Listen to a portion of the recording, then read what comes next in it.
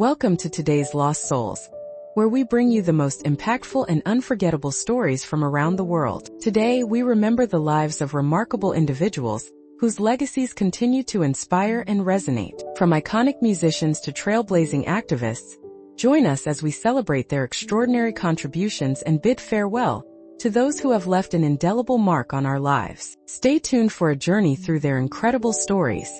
Brian Wilson. Brian Wilson, the visionary leader and principal songwriter of the Beach Boys, passed away on June 11, 2025. At the age of 82, his family confirmed his death in a heartfelt statement, expressing that they were at a loss for words and asking for privacy as they mourned alongside fans around the world. Wilson's cause of death was respiratory arrest, with sepsis and cystitis listed as contributing factors. His final years were marked by significant health challenges, including a neurodegenerative disorder, obstructive sleep apnea, chronic respiratory failure, and chronic kidney disease. In 2024, following the death of his wife Melinda, Wilson was placed under a conservatorship due to his declining cognitive health. Born in Hawthorne, California, in 1942, Brian Wilson's musical genius shaped the sound of a generation. As the eldest of the three Wilson brothers, he co-founded the Beach Boys in the early 1960s, transforming a local surf band into a global phenomenon.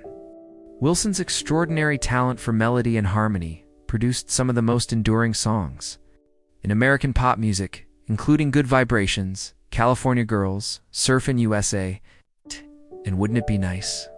His innovative arrangements and studio experimentation elevated the Beach Boys' sound, culminating in the landmark album Pet Sounds, which is often cited among the greatest albums in music history. Wilson's life was marked by both creative triumph and personal struggle.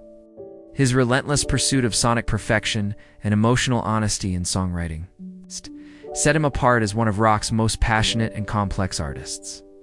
However, he also endured decades of mental health challenges, including periods of withdrawal, substance abuse, and hospitalization. Despite these hardships, Wilson continued to create, record, and perform, inspiring generations of musicians and fans alike. Throughout his career, Wilson received numerous accolades, including induction into the Rock and Roll Hall of Fame and a Grammy Lifetime Achievement Award. He was revered by peers and critics for his shy genius and his ability to craft intricate, lush soundscapes that captured the spirit of California and the dreams of youth. Tributes poured in from fellow musicians, including Elton John, Bruce Springsteen, and Mike Love, who called him the soul of our sound and a true musical genius. Brian Wilson's legacy endures not only in the timeless music he created, but also in the profound influence he had on the evolution of popular music. His work with the Beach Boys helped define the American sound of the 1960s and continues to resonate with listeners worldwide. Derringer. Derringer, the legendary guitarist, singer, songwriter, and producer, whose career spanned more than 6 decades, passed away peacefully on May 26, 2025 in Ormond Beach, Florida. He died at 8:09 p.m. after being taken off life support following a sudden medical episode. Surrounded by his wife, Jenda Derringer, and his close friend and caretaker, Tony Wilson, Derringer had recently undergone triple bypass surgery 2 months prior, but was reportedly upbeat and recovering well until the sudden decline that led to his passing. Born Dean Derringer in Salina, Ohio in 1947, Derringer's musical journey began at a young age. By 17, he was already fronting the McCoys, whose version of Hang On Sloopy soared to the top of the Billboard charts in 1965, is quickly becoming a garage rock classic, and later the official song of the Ohio State University. At his early success, launched Derringer into the heart of the American rock scene, where his fiery guitar work and energetic stage presence earned him a reputation as one of the era's most dynamic performers. Throughout the 1970s and 1980s, Derringer's influence only grew. He wrote and recorded rock and roll Hoochie Koo, first with Johnny Winter and later as a solo artist, cementing his status as a rock radio staple. His versatility was further demonstrated through his collaborations with the Edgar Winter Group, where he produced the instrumental hit Frankenstein and contributed guitar to several of the band's most memorable tracks. Derringer's impact extended beyond his own recordings. He was a sought-after session musician and producer, working with artists ranging from Steely Dan and Alice Cooper to Cyndi Lauper, Kiss, and Barbra Streisand. A significant part of Derringer's legacy is his work in pop culture and professional wrestling. In 1985, he co-wrote and performed Real American, which became the iconic entrance theme for WWF WWE superstar Hulk Hogan and was later used by figures such as Barack Obama and Hillary Clinton at major events. He also played a crucial role in the early career of Weird Al Yankovic, producing most of Yankovic's first 6 albums, including hits like Eat It and Fat, and earning a Grammy for his efforts. Derringer's personal life was intertwined with the music world. He and his first wife, Liz, were fixtures in Andy Warhol's New York scene, and he continued to mentor and collaborate with younger musicians throughout his life. His later years were marked by continued touring, writing, and recording, as well as a passion for sharing his knowledge through books like Rick Derringer's Guitar Secrets. His wife, Jenda, described his passing as peaceful, noting that, despite his recent health struggles, Derringer remained positive and full of life. Fans, friends, and fellow musicians have paid tribute to his enduring influence, recalling his signature energy, technical brilliance, and generosity as a collaborator and mentor. Rick Derringer's music and spirit leave an indelible mark on rock history, a testament to a life devoted to creativity, innovation, and the joy of performance. Richard Greenberg. Richard Greenberg, the celebrated Tony Award-winning playwright, best known for his groundbreaking 2003 play Take Me Out, passed away on July 4, 2025, at the age of 67 after a battle with cancer. His death occurred at a nursing facility in Manhattan and was confirmed by his brother, Edward Greenberg. Greenberg's passing is a profound loss to the theater community, where he was widely admired for his sharp intellect, wit, and the emotional depth of his work. Born on February 22, 1958, in East Meadow, New York, Greenberg graduated magna cum laude from Princeton University with a degree in English before honing his craft at the Yale School of Drama's playwriting program. His career spanned over 3 decades, during which he wrote around 30 plays that were staged both on and off Broadway and in regional theaters. His works often explored complex themes such as family dynamics, identity, love, and social issues, blending humor and poignancy with a sophisticated, upper-class sensibility reminiscent of playwrights like Philip Barry and Newell Coward. Greenberg's most acclaimed work, Take Me Out, centers on a Major League Baseball player who publicly comes out as gay, a bold and timely subject when the play premiered in London in 2002 and shortly thereafter on Broadway. The play earned Greenberg the 2003 Tony Award for Best Play and was a finalist for the Pulitzer Prize. It also won Tony Awards for actors Dennis O'Hare and Jesse Tyler Ferguson, who portrayed the character Mason Marzak in the original and 2022 revival productions, respectively. The play's exploration of homophobia, masculinity, and team dynamics in the hypermasculine world of professional baseball was both groundbreaking and deeply humanizing.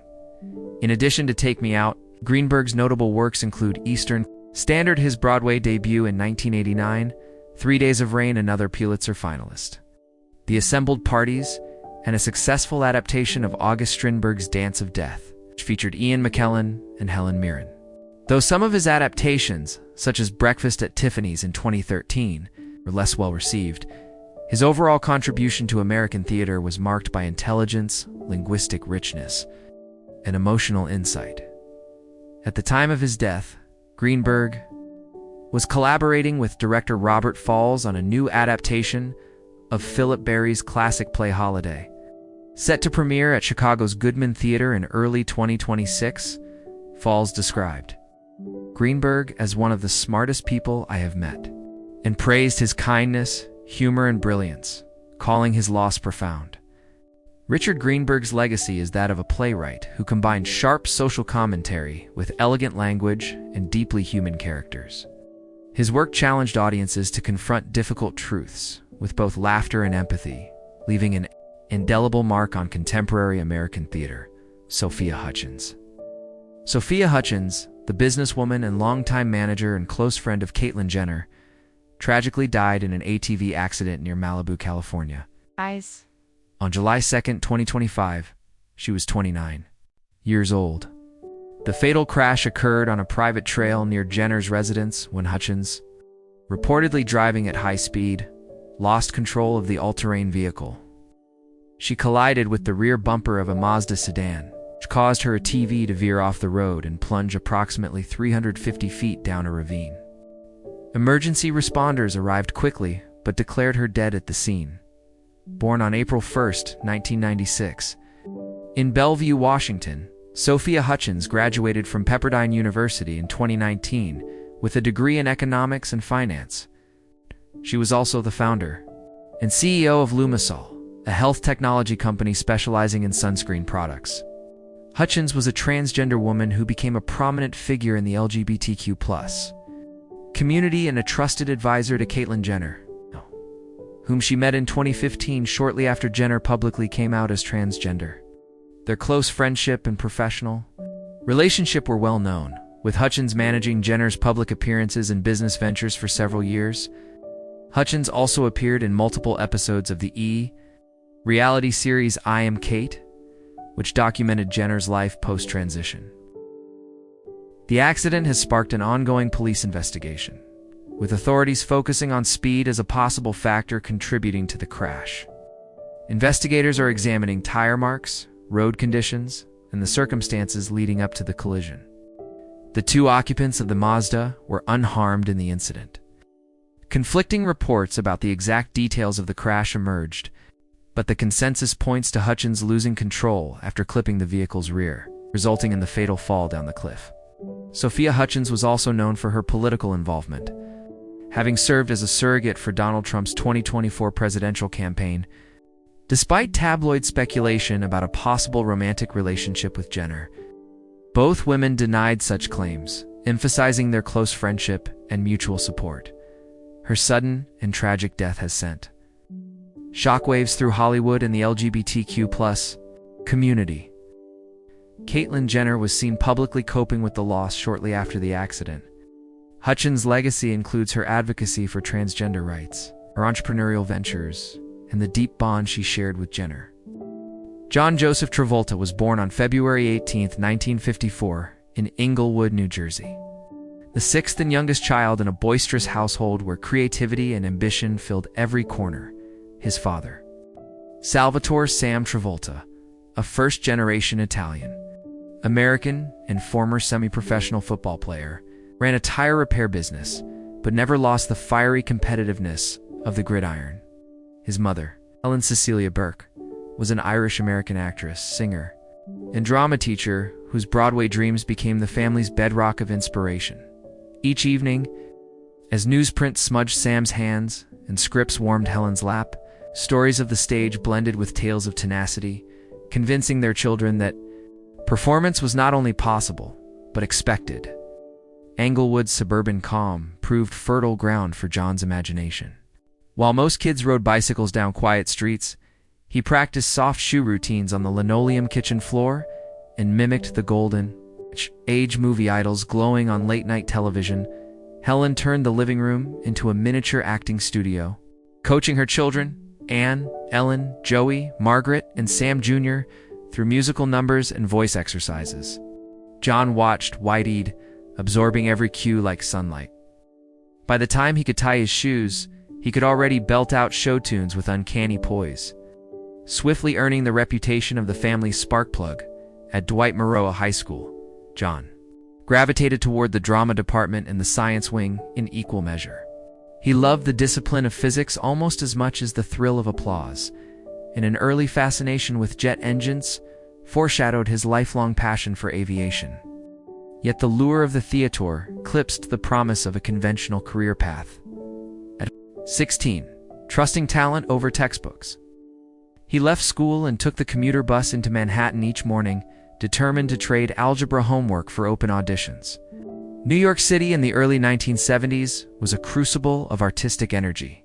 Thrumming with off-Broadway experiments and touring musical revivals, John landed bit parts and commercials, leveraged his elastic grin for fatoots, and joined the touring company of Grease, covering the daring lead role of Danny Zuko on nights when the star lost his voice.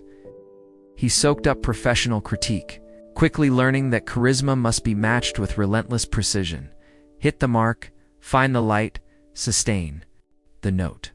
In 1973, he won a small but vital part in the Broadway musical Over Here. It's an exuberant patriotic revue starring the Andrews Sisters, which gave him his first sustained taste of nightly standing ovations. Convinced that screen fame now lay within reach, John traded the neon of Times Square for the stark sunlight of Los Angeles, where television studios buzzed with opportunity. He rented a modest apartment near Burbank, kept his dance shoes under the bed, and cold-called casting agents between shifts at neighborhood diners. His thick New Jersey vows, once a badge of hometown pride, were carefully reshaped through hours of vocal training until he could slip effortlessly from tough guy street slang to buttery crooner smoothness by age 20. Travolta possessed a toolkit well beyond his years. Stage presence from his mother's coaching, grit from his father's work ethic, and a knack for joyfully infusing every line with rhythm. Those qualities soon captured the attention of Hollywood producers scouting for fresh faces capable of carrying both music and drama. A string of guest roles beckoned, setting the stage for the breakthrough performances that would catapult him into international stardom. When the pilot light of opportunity finally sparked, it roared into a full-blown blaze with Welcome Back caught her in 1975. As Vinnie Barbarino, Travolta blended streetwise swagger with comedic timing so flawless that catchphrases like "up your nose with a rubber hose" became playground mantras across America. The sitcom's success gave him national visibility and the bargaining power to insist on challenging film scripts rather than safer television vehicles. That gamble paid off spectacularly in 1976's Carrie Brian Dielma's operatic horror, where Travolta's sharp-edged charisma, even in a supporting role, foreshadowed his capacity for darker shades. Yet it was the following year's Saturday Night Fever that rewrote the rules of pop culture, clad in a white three-piece suit that gleamed under Brooklyn's disco lights. He embodied Tony Manero, a working-class dreamer who traded weekday drudgery for weekend transcendence on the dance floor. Travolta trained relentlessly, perfecting fluid spins and razor-sharp pauses that synced with the Bee Gees' pulsating soundtrack. The movie grossed more than $200 million worldwide, igniting a global disco craze and earning him his first Academy Award nomination at only 24. Lightning struck twice with Grease in 1978, reprising Danny Zuko, this time on celluloid. He fueled a high-octane blend of nostalgia, youthful rebellion, and infectious choreography opposite Olivia Newton-John. The film's soundtrack dominated charts, and Travolta's smoldering grin, hair slicked, collar upturned, seemed to crystallize every teenager's fantasy of summer love. By the end of the decade, he was not merely famous. He was a cultural compass, redirecting fashion trends, dance crazes, and even jukebox playlists. The early 1980s tested that momentum. Ambitious choices such as Urban Cowboy 1980 and Blowout 1981 showcased range, one revitalizing country western, Nightlife, the other a suspenseful thriller lauded by critics, yet neither eclipsed his disco-era thunder. Commercial missteps followed. Perfect 1985 and two of a kind. 1983 struggled at the box office, and Hollywood whispered that Travolta's star had dimmed. He retreated, reassessed scripts with new rigor, and waited for the role that would resurrect his relevance. Quentin Tarantino delivered that resurrection with Pulp Fiction 1994 as philosophical hitman Vincent Vega. Travolta combined deadpan humor with weary introspection, dancing a twist with Uma Thurman that felt both self-referential and fresh. The performance earned him a second Oscar nomination and proved that reinvention, when paired with fearless material, could erase a decade of doubt overnight. A renaissance followed. The tense face-off of Face Off 1997 opposite Nicolas Cage, the operatic villain of Broken Arrow 1996, and the heartfelt leadership of Phenomena 1996 all demonstrated his versatility. Even in lighter fare, like Get Shorty 1995, where he sauntered through. Hollywood satire as smooth-talking loan shark Jilly Palmer, critics praised his effortless command of both menace and charm. By the turn of the millennium, Travolta's filmography read like a masterclass in genre hopping. He piloted planes on Crean and Broken Arrow and off-screen from the cockpit of his own Boeing 77, reinforcing a public image of dynamic risk-taker. Though not all projects soared, Battlefield Earth 2000 became infamous. His willingness to invest personal passion into a sci-fi passion project spoke to artistic courage rather than complacency. Throughout the 2010s, he balanced blockbuster spectacle with independent experimentation. The gritty portrayal of mob boss John Gotti in Gotti 2018, the unsettling fandom gone wrong of The Fanatic 2019, and the nostalgic charm of Hairspray 2007, where he donned a fat suit and heels to play Edna Turnblad. Each role, successful or controversial, underscored his refusal to be typecast, a trait that keeps audiences guessing and critics attentive. Travolta's cinematic journey is ultimately a testament to resilience. From disco idol to comeback king, he has mapped a trajectory that echoes the industry's own cycles of boom, bust, and bold reinvention. Behind the camera flashes and red carpet glamour, John Travolta has carried on a decade-long conversation with his own body, sometimes coaxing it into the lean, panther-like form of a disco king, other times bulking up to inhabit the imposing silhouette of an action anti-hero. Early in his career, physical conditioning was an act of survival. Saturday Night Fever demanded 12-hour rehearsal days in a sweltering Brooklyn studio where every bead of sweat sharpened Tony Monroe's swagger. Travolta embraced a dancer's regimen: bar stretches, plyometric drills, protein-heavy meals at precise intervals, laying the metabolic foundation that would support future reinventions.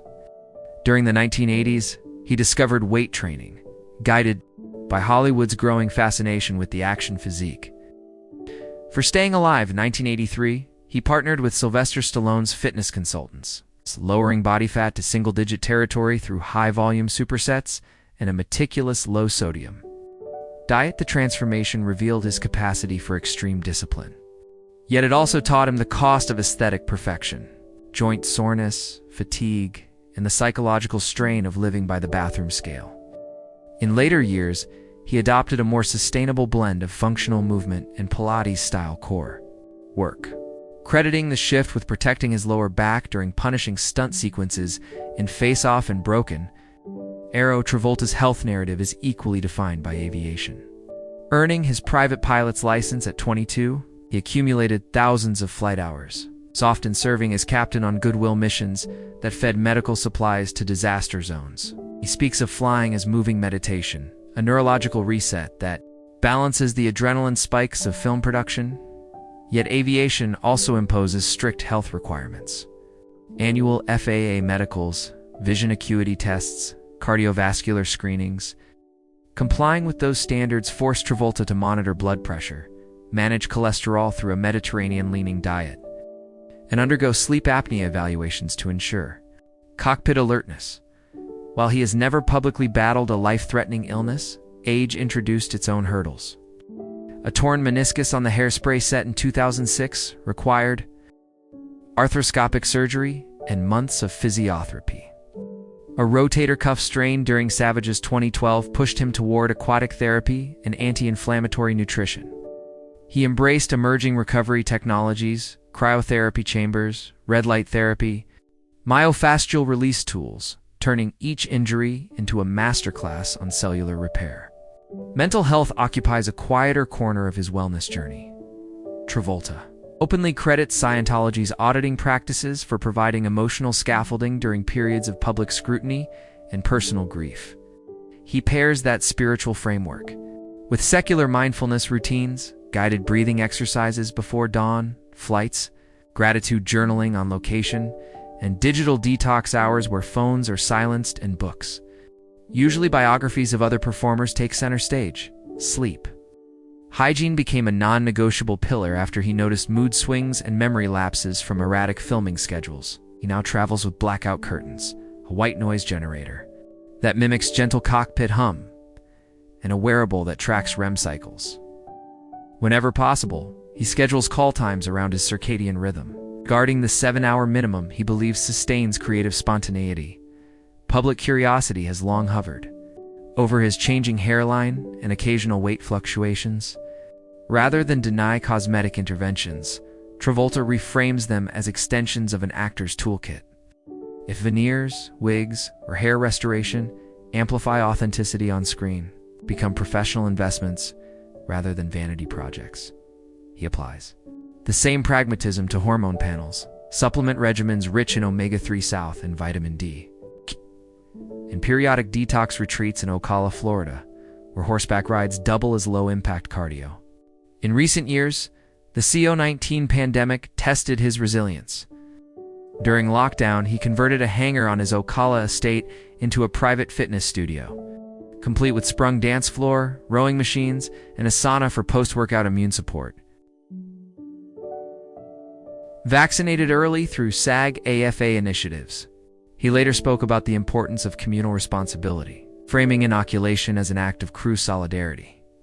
Collectively, these practices form a holistic lattice: disciplined movement, aviation, screenings, spiritual reflection, meticulous sleep, and adaptive nutrition. They have not rendered him invincible.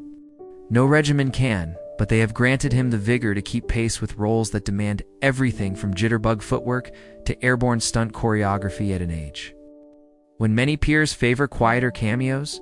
The first crack in Travolta's golden aura arrived in 1977, just as Saturday Night Fever was primed to rocket him sky high while filming the television movie The Boy in the Plastic Bubble. He fell deeply in love with co-star Diana Hyland, a seasoned actress whose wisdom steadied his meteoric ascent. Their bond, as intense as it was brief, unraveled under the cruel advance of Hyland's breast cancer. He spent her final days reading scripts aloud at her bedside, clinging to the cadence of hope, even as chemotherapy failed. When she died that March, he was only 23. Suddenly holding a fame he had wished for and a loss he never imagined. The contrast. Adoring crowds outside, echoing silence within, etched a lifelong awareness that triumph and tragedy often traveled together. Decades later, another loss pierced even deeper. The death of his firstborn son, Jet, diagnosed early with Kawasaki disease and later identified on the autism spectrum.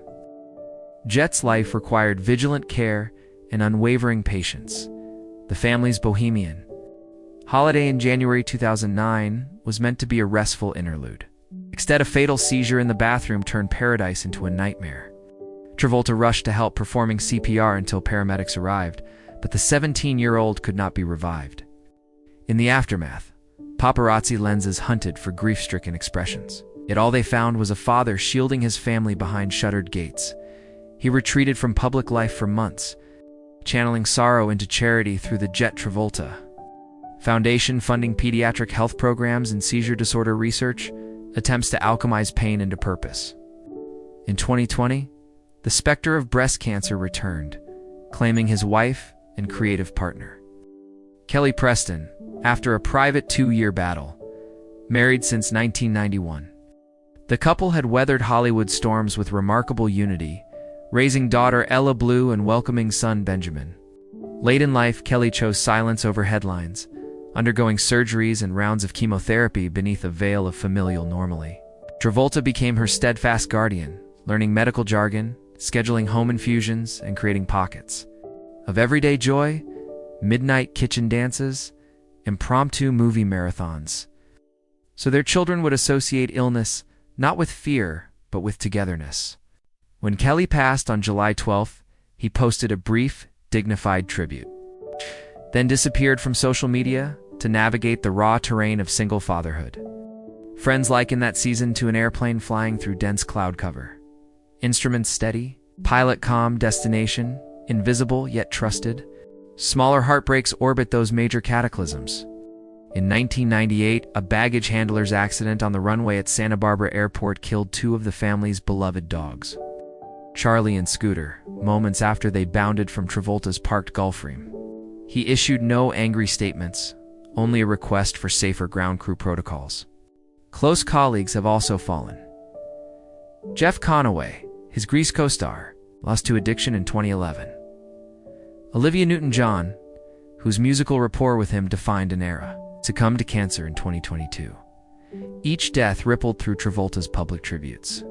Elegant, spare, often accompanied by archival photos and a simple exhortation to keep your friends in your heart. Such messages resonate because fans sense the authenticity behind the brevity. A man familiar with grief choosing words that neither sensationalize nor minimize. Through it all, Travolta's coping framework blends Scientology's auditing sessions. She says help excavate buried sorrow with secular rituals of remembrance. He maintains a legacy room in his Florida home, where framed photos of Diana, Jet, and Kelly share space with film posters, creating a gallery that fuses personal and professional history into a single narrative arc. On anniversaries, he sparks an aviation tribute, ascending in his vintage Boeing 77, leveling off at 37,000 feet, and observing a minute of silence as the world shrinks below. Friends describe these flights as airborne memorials, moments when lift counters gravity both literally and metaphorically. In interviews, he frames grief not as a wound to be sutured shut, but as a companion to be acknowledged respectfully, its presence reminding him to savor every remaining sunrise with Ella and Benjamin. John Travolta greets dawn at his Ocala, Loretta Air Park home, where taxiways replace sidewalks and neighbors wave from cockpits rather than porches. The estate, dubbed Jumbo Lair, centers on a 7,500 feet runway and 2 hangars that double as creative studios, one lined with vintage aviation memorabilia, the other outfitted with a motion capture rig and 8K editing bay. Here, Travolta reigns every facet of production, from storyboarding indie scripts to reviewing color grading passes on recent projects, blurring the line between hobby and profession. Mornings typically begin with a 5:30 a.m. kettlebell circuit. It's followed by espresso and a flight log check. On clear days, he pilots his 707 to nearby towns for breakfast, logging airtime while mentoring apprentice pilots who occupy the co-pilot seat. Professionally, he's embraced streaming's golden wave, choosing character roles that suit seasoned gravitas over youthful bravado. In 2023, he executive produced and starred in The Shepherd, an aviation thriller adapted from Frederick Forsyth's novella, winning praise for pairing cockpit authenticity with intimate father-son themes. A year later, he voiced an elder intergalactic diplomat in an animated Netflix saga, delighting younger audiences who first met him as Bolt's K-9 hero back in 2008.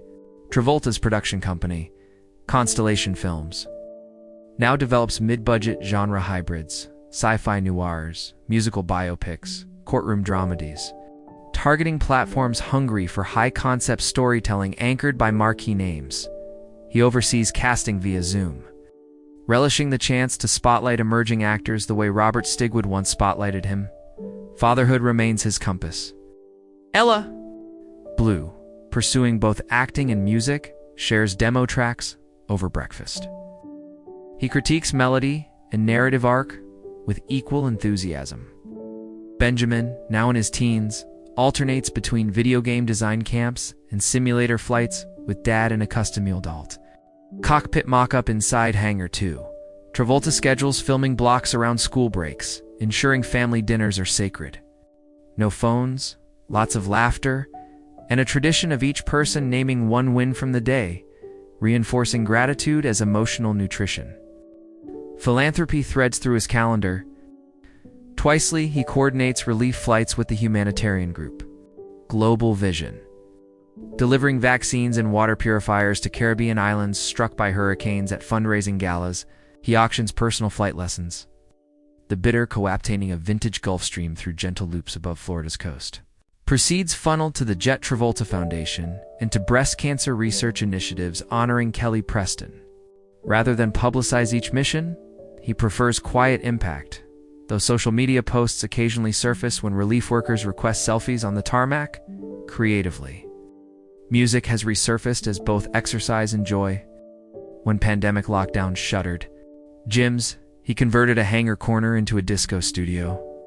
Mirrorball, parquet floor, and a curated playlist of everything from Bee Gees deep cuts to Dua Lipa remixes. Friends report. Impromptu Saturday Night Fever meets TikTok dance sessions where Travolta perfects viral choreographies alongside Ella. Proving rhythm respects neither age nor algorithm, he's currently tinkering with a documentary titled Dance Through Time. Tracing social dance from 1970s, discos to digital challenges with himself as narrator guide, gliding across eras like a timeless matre. Spiritually, daily auditing sessions continue. But he has widened his contemplative palette, guided stoic readings, breath-focused meditation, and bi-weekly equine therapy, where he grooms rescue horses before saddling up for trail rides at dusk. These practices, he says, trim the noise, allowing grief to coexist with ambition without hijacking either. Plain maintenance, too, becomes meditation, checking hydraulics, wiping down wingtips. Each task an act of respect for machines that symbolize both freedom and responsibility. Hollywood still knocks, often with franchise revivals. Talks circulate of a face-off sequel that would pit a seasoned Sean Archer against cyber-terror threats. Travolta approaches such offers pragmatically.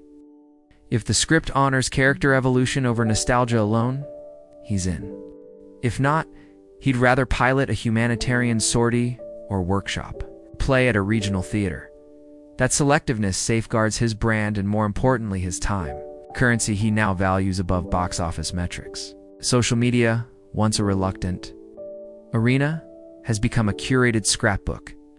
Instagram followers glimpse sunset cockpit views, behind-scenes dance rehearsals, and heartfelt tributes marking Kelly's birthday or Jet's Memorial Day. Posts rarely mention upcoming releases. Instead, they celebrate process. Here's the table read laughter or first morning back on set. Fans respond to the authenticity, sensing a man who has navigated fame's peaks and valleys and now steers by inner instruments, rather than external applause. In essence, John Travolta at 71 embodies dynamic equilibrium. Career, family, service, and self-care rotate like balanced propellers, each blade essential to sustained lift. He measures success less by opening weekend grosses than by the question he asks himself nightly. Did I create? Did I connect? Did I contribute? Most evenings, the answer is a soft, satisfied yes. A whispered affirmation as runway lights guide his aircraft and his life safely home. John Travolta's legacy begins with motion.